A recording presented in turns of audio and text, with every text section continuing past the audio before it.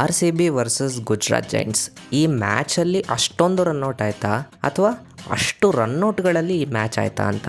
Hi, ನಾನು Tarun. Welcome back to another video. ಮಾತಾಡೋಣ RCB versus GG ಬಗ್ಗೆ.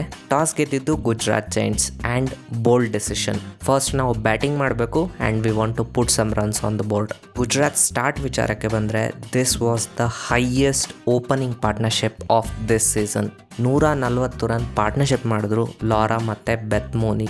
ಲಾರಾ ವೋಲ್ವಾರ್ಟ್ 76 ರನ್ ಹೊಡೆದ್ರು 45 ಬಾಲಲ್ಲಿ with a strike rate of 168 and 13 4 ಹೊಡೆದಿದ್ದಾರೆ ಈ ಇನ್ನಿಂಗ್ಸಲ್ಲಿ ವಿತೌಟ್ ಇವನ್ ಹಿಟ್ಟಿಂಗ್ ಅ 6.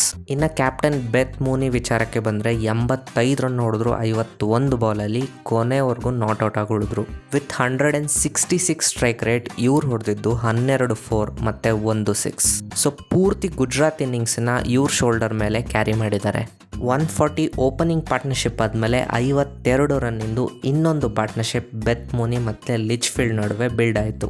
ಗುಜರಾತ್ ಬ್ಯಾಟಿಂಗ್ ಆಡಿದ್ದು ನೋಡಿದ್ರೆ ಸ್ಕೋರ್ 225 to 230 ಈ ಆಸ್ಪಾಸಲ್ಲಿ ಹೋಗುವಂಥ ಚಾನ್ಸಸ್ ತುಂಬಾ ಇತ್ತು. ಬಟ್ 19 ಮತ್ತು 20th ಓವರ್ಲಿ 4 ವಿಕೆಟ್ ಕಳ್ಕೊಂಡ್ರು ಗುಜರಾತ್ ಇನ್ನಿಂಗ್ಸಲ್ಲಿ ಫಸ್ಟ್ ವಿಕೆಟ್, ಸೆಕೆಂಡ್ ವಿಕೆಟ್ ಮತ್ತು 5th ವಿಕೆಟ್ ಈ 3 ವಿಕೆಟ್ ಹೋಗಿದ್ದು ರನ್ಔಟ್ ಮೂಲಕ.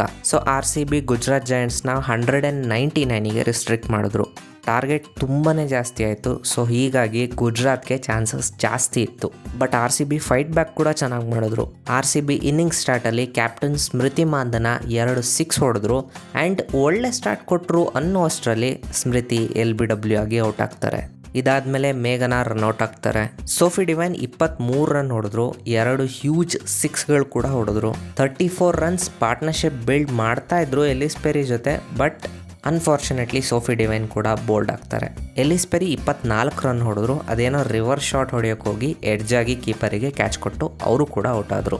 ಮ್ಯಾಚ್ 18th 19th ವರೆಗೆ ಬಂದಾಗ ಮ್ಯಾಚ್ ಮುಗಿದಿಲ್ಲ, ಇನ್ನೂ ಅಲೈವ್ ಇದೆ ಆ್ಯಂಡ್ ಗೆಲ್ಲೋ ಚಾನ್ಸಸ್ ಇದೆ ಅಂತ ಅನ್ಸೋದಕ್ಕೆ ಕಾರಣ ಆಗಿದ್ದು ಜಾರ್ಜ್ ವೇರಮ್.